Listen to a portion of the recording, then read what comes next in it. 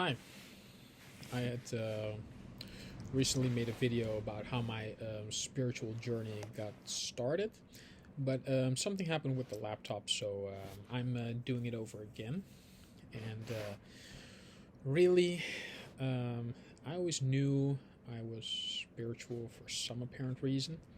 Like, at the age of 6, I realized that what was happening in my environment and what was happening in my surroundings were just completely not how I knew things were supposed to be.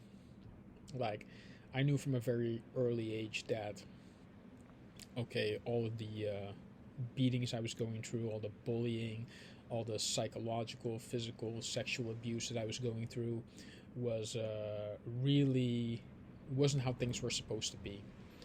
And, you know, after being abused for so long, and having it done repeatedly, you really start to normalize, things in your head. And really, a lot of fear and anxiety got into my system up to the point where really I thought it was normal.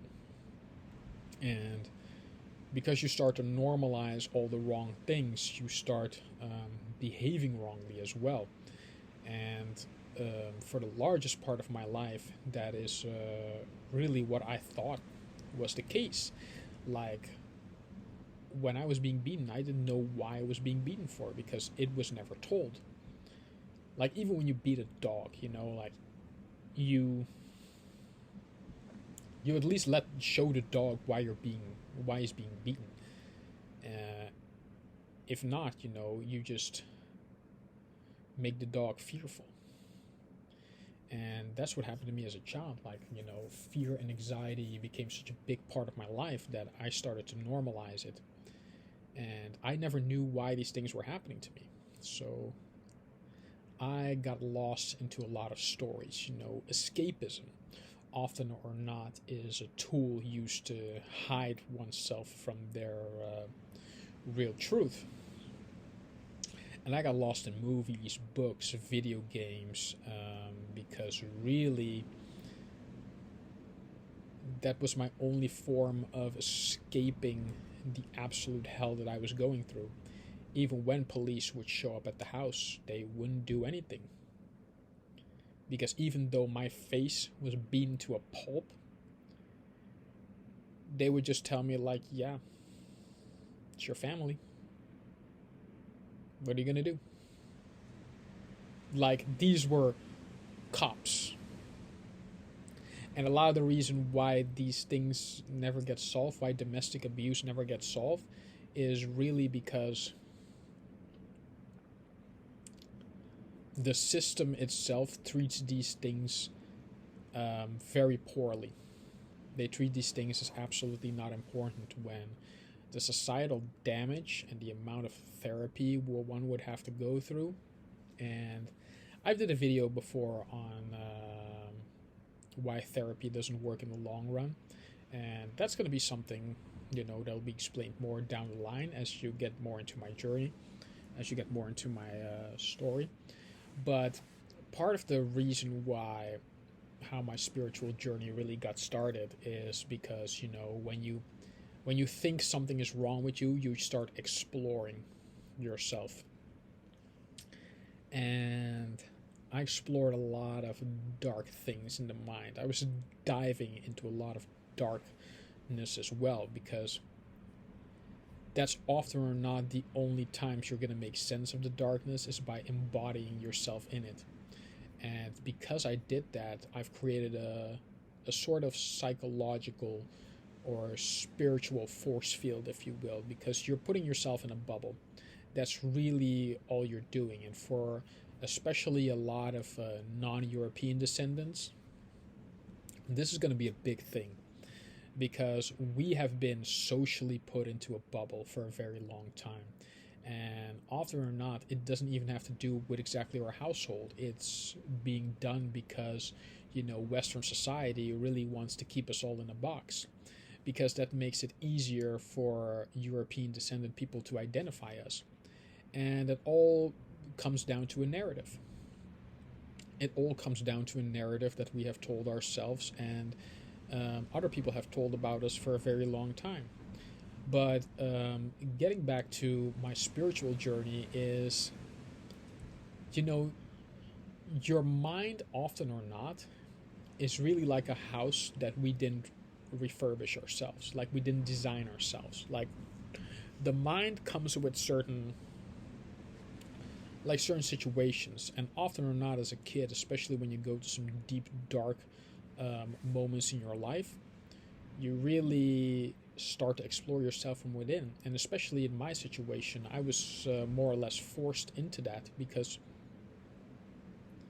I've seen a lot of guys who look like me grow up the same way that I did, and didn't do that journey within themselves, who just grew up being angry all the time, grew up being abusive towards women all the time, beating them, insulting them, uh, all these type of things, and just really alcohol problem, drug problems, violence. And I look at a lot of guys, I'm talking for guys, but women grow up that way too. Women can grow up just as violent and aggressive as men, and that's part of the narrative that we as a human society definitely have to change moving forward. Like I said in my video about the Jada situation, it's like we need to stop thinking that only males are the ones that behave like predators. Women can be just as predatory, and women can also grow up in these same situations and be just as violent as the men are. And in trying to solve the problem of who am I, because a lot of us ask these questions, but a lot of people don't know where to begin. And especially looking back now, I didn't even know how exactly that got started. But getting into a lot of thought processes, and really just engulfing yourself into a lot of darkness.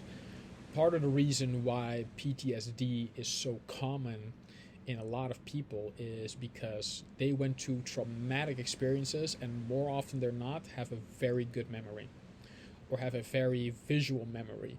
Like, I know I'm a person who is very visual, all right? I'm a creative, all right? I'm an artist. And so really, when you go to trauma and you have a good imagination, you have a visual memory, man, I know, just looking back, like I had PTSD from a very young age. And if you were to ask me how I really got rid of that, or how it's no longer affecting me, it takes time. It's gonna take time, especially if it's been part of your life for such a long time.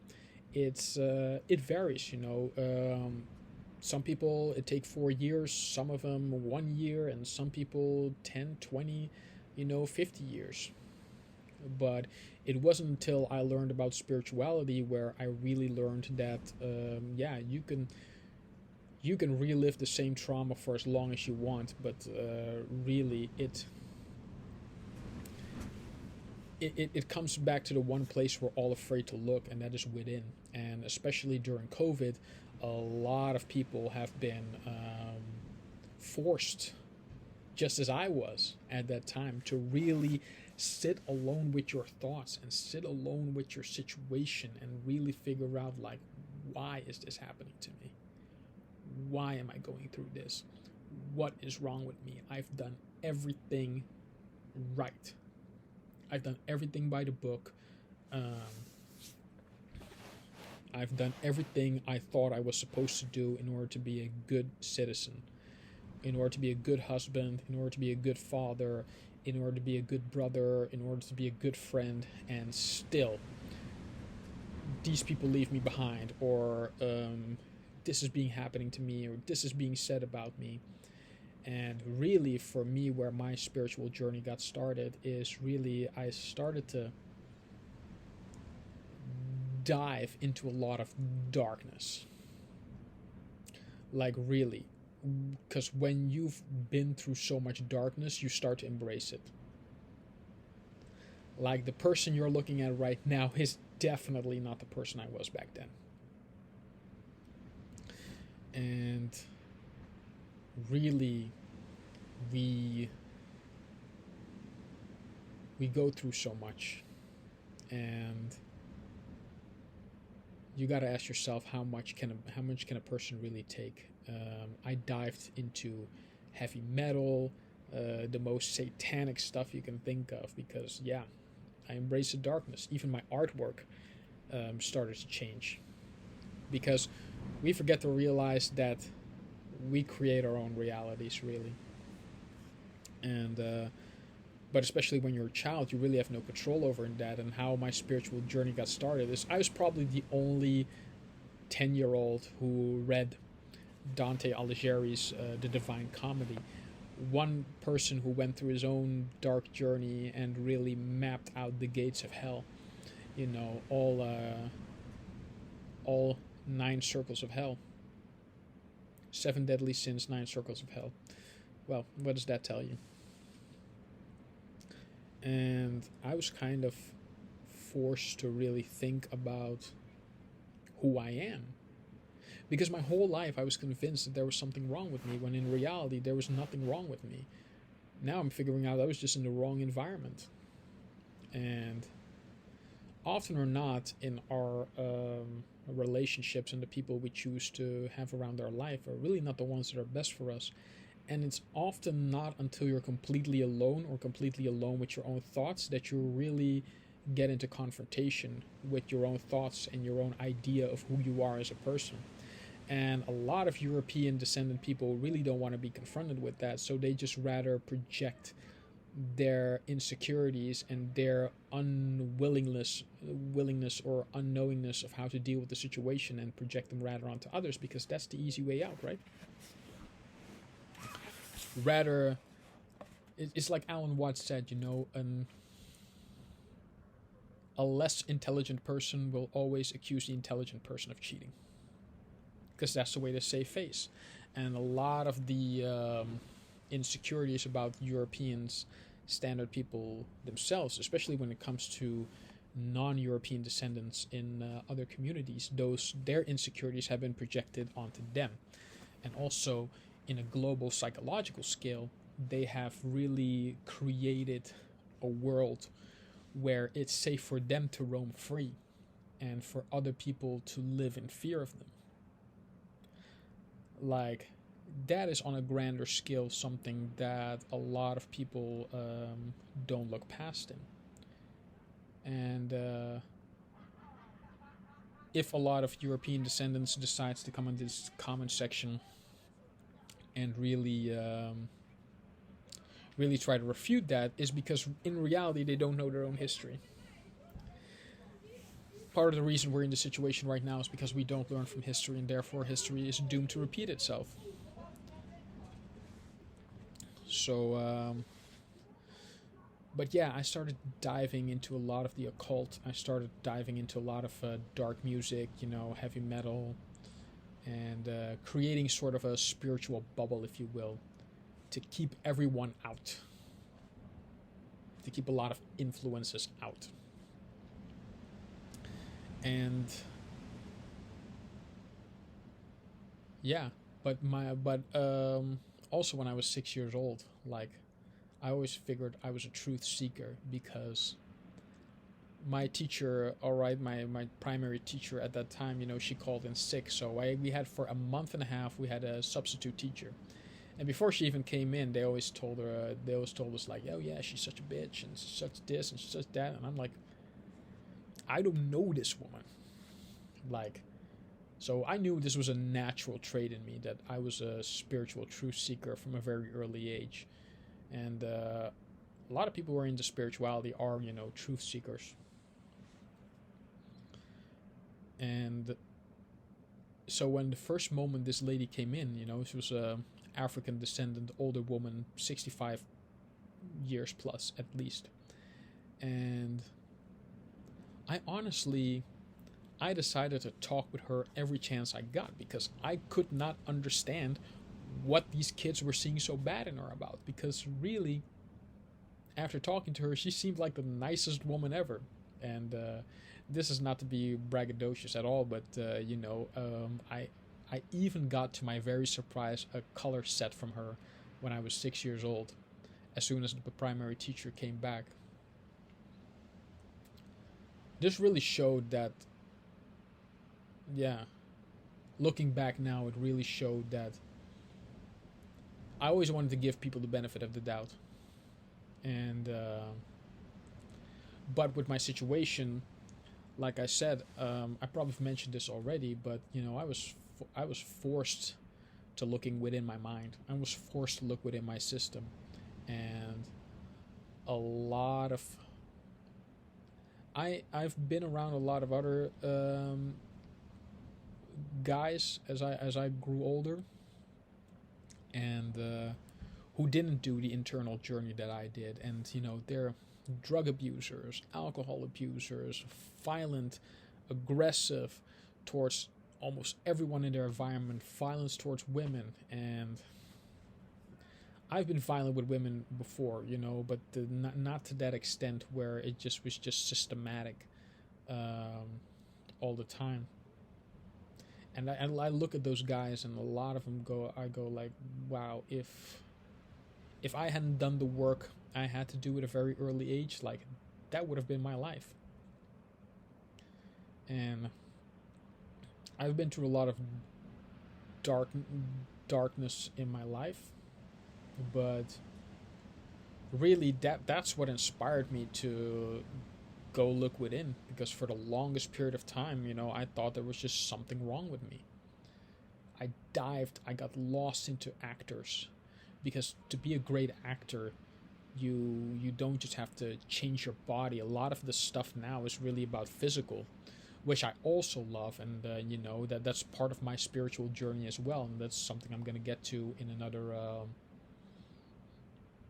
into another podcast. But yeah, a lot of it just was inspired by, I wanted to know who I really was, and what my purpose was, and why I was going through all this, because the reality of the situation is I didn't know.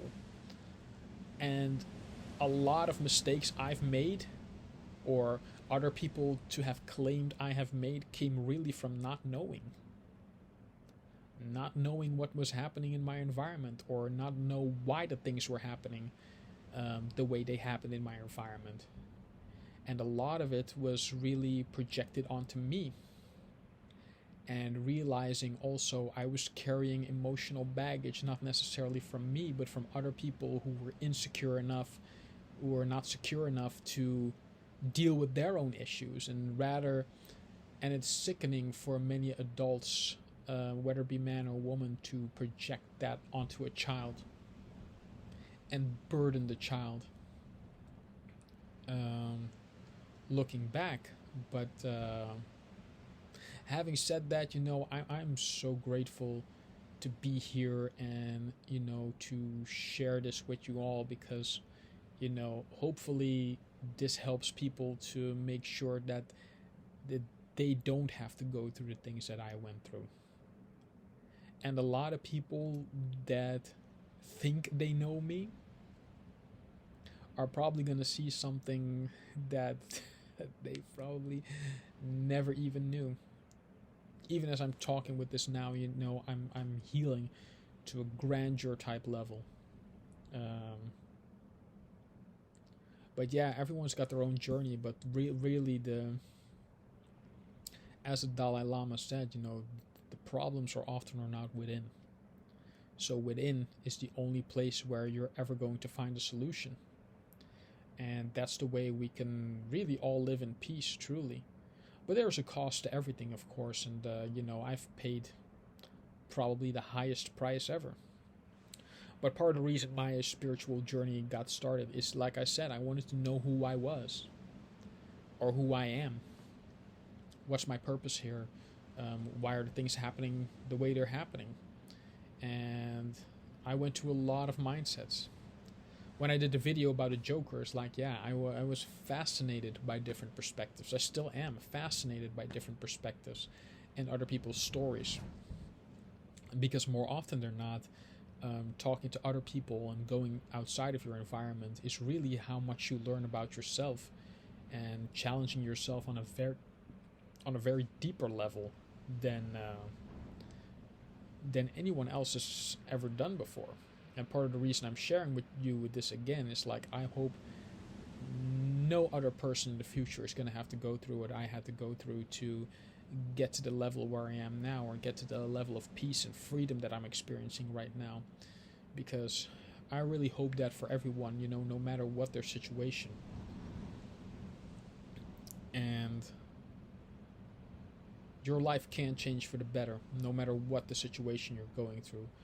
But the trauma, more often than not, is closer to home than you may think.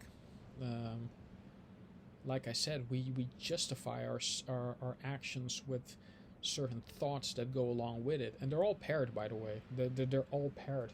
And to say that culture or your cultural background also doesn't influence some way in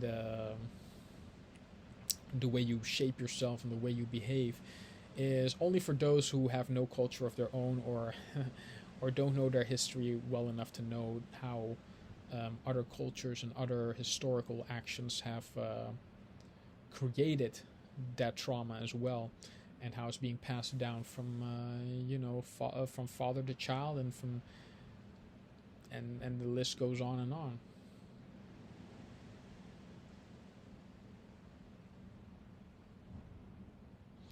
Sorry, I'm getting a message here. Not really tired though. I've had my rest, and I've definitely had some healing done, but I just really hope this helps everyone out there, because everyone's going through their own journey. But I'm here to help make it easier for you, because we don't have to go through hell in order to find the light. And this is part one of how my spiritual journey got started. I mean, you're going to learn a lot about my life, and you're going to learn a lot about my thought processes, and how I've came to this point where I am in my life. Because really, it's like my friend Nav Hammond always said. It's like we don't have to go through suffering. We don't have to suffer in order to find our divine purpose, and to find our light, and to find the beauty I know that is there with each and every one of you out there. So, but if you're in a situation where you have gone through that, or you are still going through that, I sincerely hope that it's helping you in some way, shape, or form. Because really or not, we're here to help each other, and it took me a lot to do this. Took a lot of fighting as well. I was fighting it for a long time, but when you realize what you're really capable of and what you're here to do in this world, and each and every one of you out there, you guys have a gift, all right, and it's up to you to discover what that is. And regardless of which God you pray to, or how you choose to practice a belief, believe is the key. Believe for better. And because when you discover your mind, really it becomes so easy. A lot of the times, like I said, the problems are within, so the solutions are within also. And even in talking to certain people, you'd be surprised how many people just give their own answers to the questions that they ask themselves, because it all comes from somewhere. Like you weren't born thinking negative thoughts. You didn't came into this world thinking certain negative things. All right, these things were taught to us, and whatever you learn, you can unlearn. That's absolutely true. All right, but in order to unlearn, you got to learn yourself. You got to know yourself. Because once you know who you really are, once you've removed that part of the conditioning that either society or your culture or your environment or your school or whatever's been put on you that isn't serving you right now, you can remove it. You can be free, but it's really up to you to do that journey. And to be honest, it doesn't matter where you're from, it doesn't matter who you are. You can make that journey as short or as long as you want it to. Honestly, like it's like if you want to look at karma, you can look at that like a hamster on a wheel, right? You can keep that, honestly, I don't use this word often, but you can keep that bitch spinning for as long as you like. Honestly, you can keep that wheel spinning for as long as short as you like. But once you know the game, it's really up to you to decide how you change it. And I know the only way to change mine is to help change others, or at least help make that road a little bit easier. So, having said that, thank you guys for giving this a look, giving this a listen. This is part 1 of how my spiritual journey got started, and there'll be many more parts to share because, yeah, the world needs me, and the world needs what I have to share, and that goes the same for you too. You have something out there that no one else knows.